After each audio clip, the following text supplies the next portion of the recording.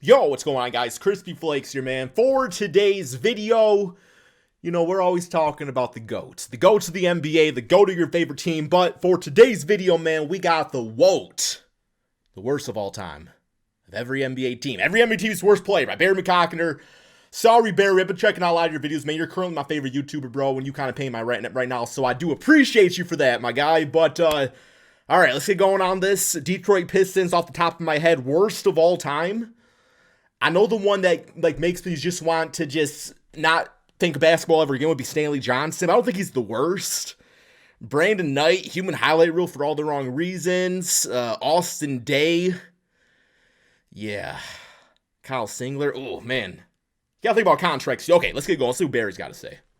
But usually the worst of the worst players. Who do you think your worst players on your team? Before we get going, let me know in the comments. Qualifier. Every player in this video played at least 100 games. So not only were they bad, they were also consistently getting actual important minutes, actively harming the team. Oh, so not like even bench warmers. Hope you enjoy the video. Oh, goodness. Atlanta Hawks, John Koncak. Koncak was most famous for his massive contract that he got, giving him the nickname John Contract. He somehow managed that's a basic YMCA center right there. Atlanta, appearing got by in his height, no skill. Regular season coach's son, probably. In that time, he averaged 4.6 points and 5 rebounds and 1 assist. Ironically enough, his best season might have been his rookie year when he averaged 8.3 points per game. He never averaged more than 6 points a game in any other year after that. If you're trying to argue that white privilege is real, just look at this guy's career. I'm kidding. Or am I? Boston Celtics, Greg Kite. Kite played in 241 games for the Celtics, averaging 1.6 points per game on 41% shooting. This despite being a center. He also appeared in 53 playoff games, shooting 40% and averaging 1 point per game. The amazing thing is, Kite wasn't even that good in college either. In his 4 years at BYU, he averaged just 6.4 points per game on 45% shooting and 50% from the foul line. Is now a good time to mention that he has as many rings as Wilt and Hakeem Olajuwon. Brooklyn Nets, Yinka Dare. That's a made-up name. That's not even a real player. Somebody made that do in 2K. 2.1 points per game, below 40% shooting. But what separates Yinka from it's all these bitch-ass centers, too. On this list is that the guy is the worst passer in NBA history. In his career, 3.5 years with the Nets, where he appeared in 110 games and played in over 1,000 minutes, he recorded just 4 assists. In 96, he played over shooter's gonna shoot, man. minutes and recorded 0 assists to 72 Gotta get turnovers. them shots up. In fact, he recorded 88 career turnovers before recording his first ever assist in 1997. It's unfathomable. He would finish his career with 4 assists to 96 turnovers. It's actually pretty embarrassing. This is amazing. How is this not talked about more? How does a guy not accidentally stumble ass backwards into an assist on some basic pass? I mean, it's so horrific, it's impressive. Charlotte Hornets, oh, Adam goodness. Morrison. The shower. If you're an NBA fan, you already know the skinny on Adam Morrison. Harry Bird. The former Gonzaga superstar was famous for his porn stash and being tall and white and having the ability to shoot a little bit, which of course garnered him some Larry Bird comparisons because the media is lazy as shit. Morrison's tenure with the Bobcats lasted 122 games, where he shot 37% overall and just 34% from 3, despite being an alleged elite shooter. Terrible defense, a bunch of turnovers, no passing or rebounding. Basically, got a ring though, the Lakers. Terrible. Oh yeah, and he was the 3rd overall pick. Great job, Michael Jordan. Chicago Bulls, Dickie Simpkins. It was tougher to find a player for the Bulls than I thought it would be. This man's name is literally Dick Simp. His parents thought that was a good idea. And ironically enough, the player who I ended up picking was a member of each of their last 3 championship teams as a bench warmer. He appeared in over 300 games for the Bulls, averaging 4.3 points, under 4 rebounds, with more turnovers than assists, on 44% shooting, this despite being power forward and a center. There may have been worse players to play for Chicago than Simpkins in a vacuum, but I can't remember a player that was as actively bad that lasted as long on the Bulls as Simpkins did. Also, he's got Dick and Simp in his name. Wow. It's like I wrote the script. Cleveland Cavaliers. It's like I wrote the script. Gosh, there were so many of LeBron's teammates from his first tenure in Cleveland that I could have I loved him on the Mavericks. But a lot of them didn't meet the 100-game threshold. Jop, on the other hand, did, appearing in 193 games for Cleveland. It's not a stretch to say that he might be the worst scorer in the history of the NBA. Despite being 7 foot tall, he shot just 36% from the field and averaged. Does this man Skip Bayless say Jop would be a forever pick for the Bulls? I don't know how Skip, man, got a full-time game job in after his that 4 take. years with Cleveland. The only thing this guy did well was block shot, which was a result of him being a gigantic human being. He wasn't even that great of a rebounder. I always grabbed him up in 2K. He somehow lasted 12 years in the league and even started every game for the Mavericks in the 2006 NBA Finals. Dallas Mavericks, Randy White. No, not the NFL Hall of Famer. This Randy White went to Louisiana Tech and played power forward. So guess what? He got I don't really a hear the lot name of Randy Karl anymore. Malone comparisons. Kind of stayed in the Mailman 90s. 2, Mail Kid, Karl McClone, Carl Jr., etc. The good news is that he is not Karl Malone off the court. The bad news is that he was nowhere near as good as Karl Malone on the court. The Mavericks picked him 8th overall in 1989, and he played all 5 of his NBA seasons in Dallas, appearing in 281 games, finishing with career averages of 7.4 He might pick Jason points per Maxiel. game and I don't know why. 4.9 rebounds per game. No, on he's not Jason 40% Maxiel. shooting. But at least he would redeem himself as a clutch playoff performer, He might pick Jason appearing in Maxiel. 1 game in 1990, playing 2 minutes and recording 0 stats. Denver Nuggets, Nikola Skidishvili. Oh, this dude was like the talked third about pick. How terrible Skida was in one of my more recent videos, but I'm just going to remind you again. He lasted about 2.5 years in Denver, appearing in 143 games, averaging 3.2 points per game on 30% shooting, 24% three-point shooting, and basically terrible averages everywhere else. You're never going to guess this, but he was 7 foot tall. I remember reading somewhere once that the reason the Nuggets took Skida 5th overall 10 was because he three-pointers. made 10 threes or so in a row during a workout. And you have to remember, this was just Man, these as tall Dirk Euro missed- players that can shoot every time it's a Dirk comparison, man. Every single time. Bargnani, this dude, other players that I can't think of. Was cementing himself as a superstar in the early 2000s, so every team was looking for the next Dirk. I highly doubt the Nuggets will ever draft a good player whose first name starts with the letters Nikol. Detroit Pistons, Eric Montross. Eric Yet another Montross, tall, who? white, unathletic center makes this list. Montross played parts of 4 seasons with Detroit, appearing in 167 Could have swore I games. played against This this dude with the Boys and Girls Club averaging League back just in the day. 1.9 points per game and 2.8 rebounds with no passing and really nothing else to show for it. Somehow he got worse in the playoffs with his small tenure in Detroit, averaging 1 point per game and 2.1 rebounds in 7 playoff Yeah, I've games. never heard One of this the man. more Thank God, overlooked though. and underrated draft bust of all I time. might get a to be jersey. honest. Golden State Warriors, Stephen Curry.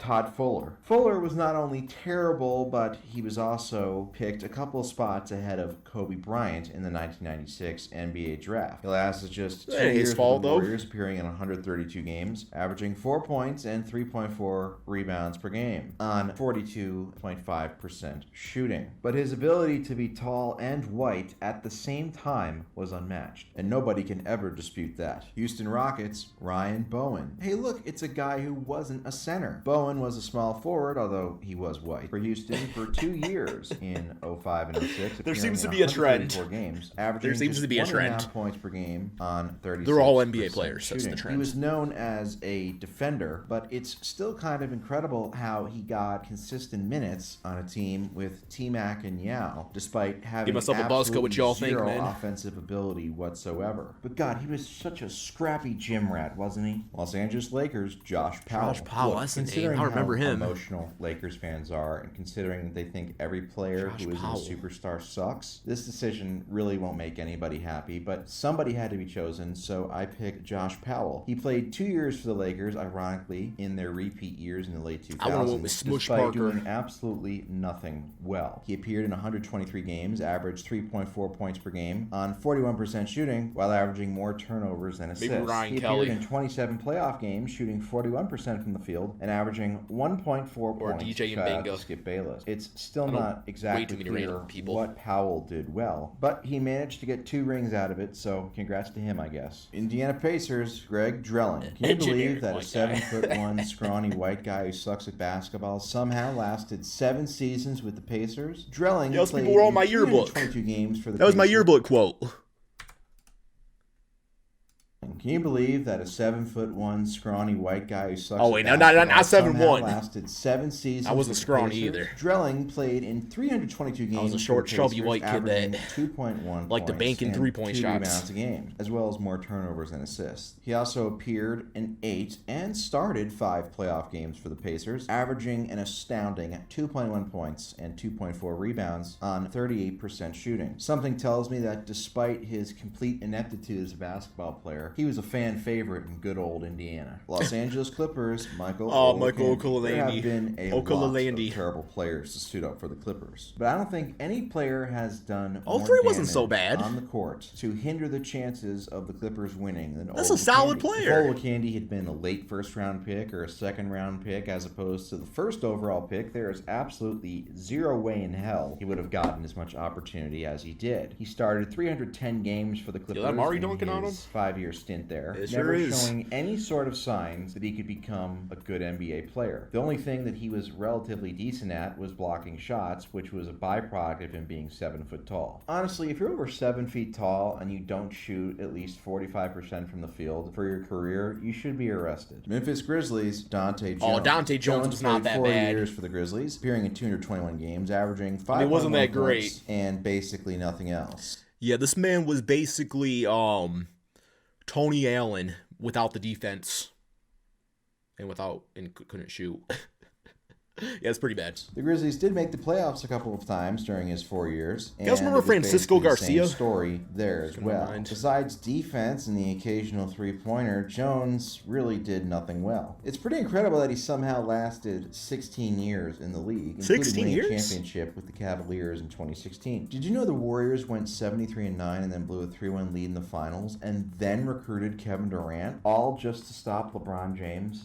Incredible, right? Miami Heat, Norris Cole. Norris Cole, played not the 3.5 worst. Come years on, for Miami, man. appearing in 274 games, and also won 2 He was a championships. great backup point He stood guard. out because, unlike LeBron, Wade, and Bosh, he was the gritty underdog that even the biggest Heat haters couldn't hate. Another reason they couldn't hate him was because he really wasn't that good enough to hate, averaging just 6.2 points a game on terrible liked his hair- efficiency, I liked while his also haircut. being a liability defensively low because top of his lack or of high top. size. Pause. At least, unlike a lot of other players on this list, he'll be fondly remembered by his team's fan base. Milwaukee Bucks, Paul Oh, goodness. McKeskey. Wow. Easily the sexiest player in NBA history. Yeah, that dude looks straight up like a school principal, man. Come on Fan now. base. Milwaukee. That is a man that's 27 years into his public education principal career. Just no passion anymore.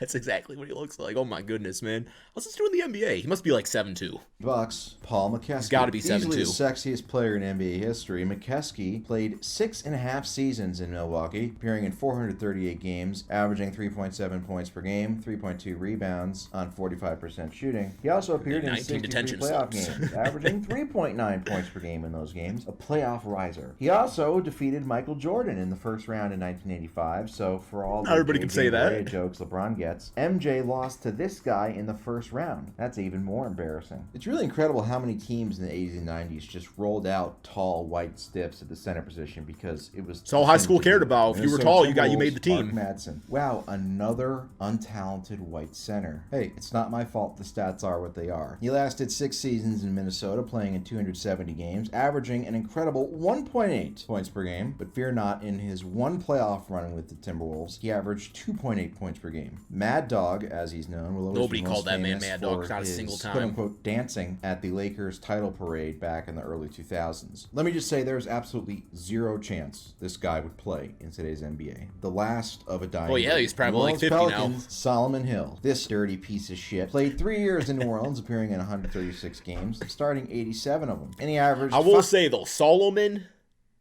pretty cool first name.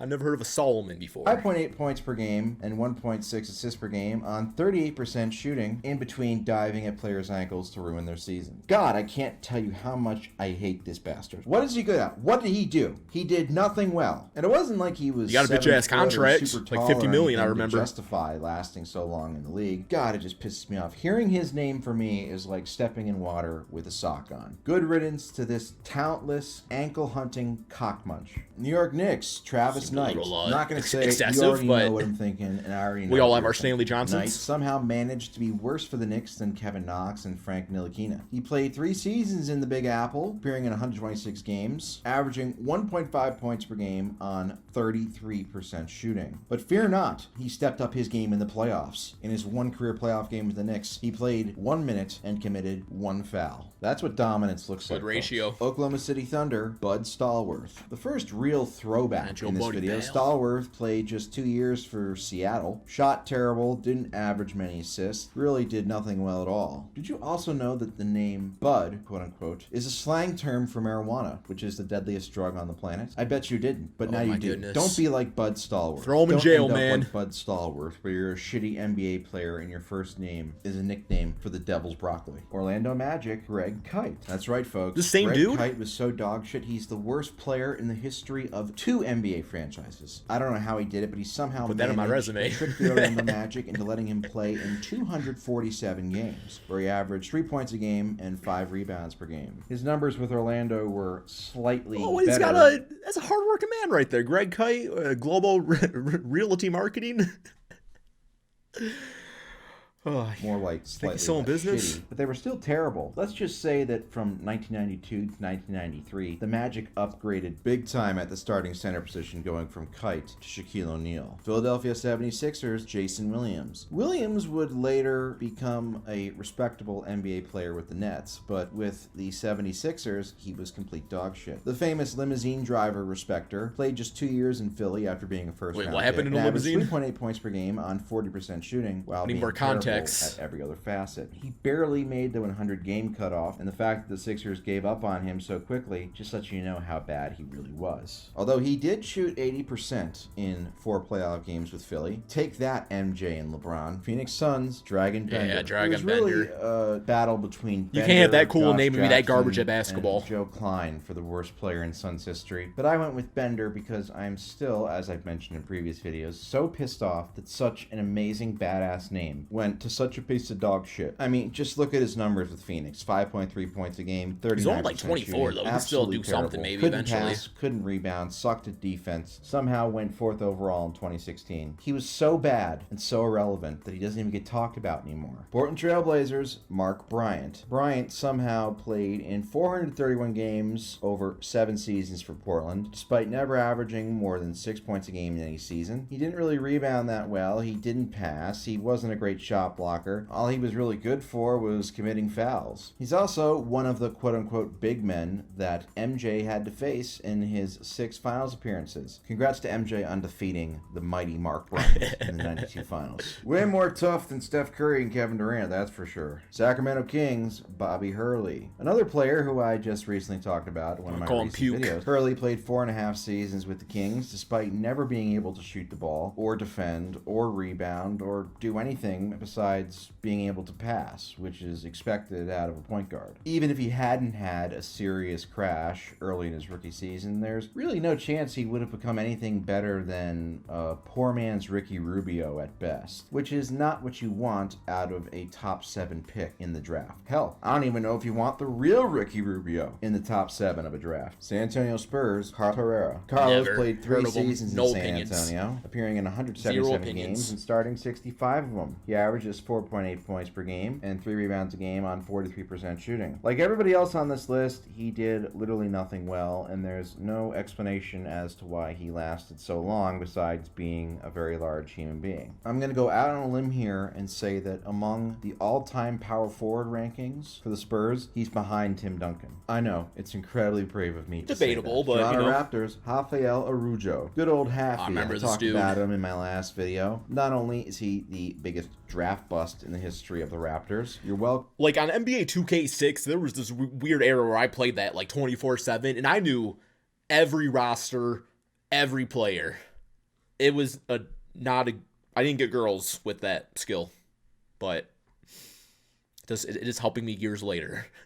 In this video, remember Bargnani. He is simply the worst player to ever put on a Raptors uniform that got an extended amount of chances. He appeared in 111 games across 2 seasons with the Raptors before they gave up on the 8th overall pick because, again, he was terrible at literally everything besides being a very, very large human being. People like my ex-wife say that size doesn't matter, but it's obvious that size does matter. And not necessarily he was bad at everything except genetics. There are some people who think that girth is more satisfying than length. At least that's what I've heard. Wait, am I still talking about basketball here? Utah Jazz, Greg Foster. Oh, look, another front court player that MJ got to play in the finals. Greg Foster.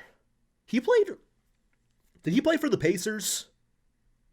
twice. Unbelievable. What are the odds? I could have swore he Foster played 4 years for the Jazz, appearing in 272 games, averaging 4.1 points, 2.7 rebounds, and nothing else of note except for his horrendous maybe Jeff Foster, was that a name? 43.6% field goal percentage. In the playoffs, it was Foster, not I didn't better. like him. He appeared in 60 playoff games and averaged, well, you can see for yourself how terrible it was. Definitely way more difficult to beat this guy than Tim Duncan and Kawhi Leonard and Manu Ginobili and Tony Parker. And finally, Washington Wizards, Kevin Duckworth. Duckworth's best seasons came with the Blazers, again, another opponent of MJ's. Despite his decent raw stats, let's just say that the advanced stats do not paint a good picture of him. But you don't need advanced stats to tell that his 2 years in Washington... Yeah, he was garbage. That's all we got for this video, guys. Do you agree or disagree?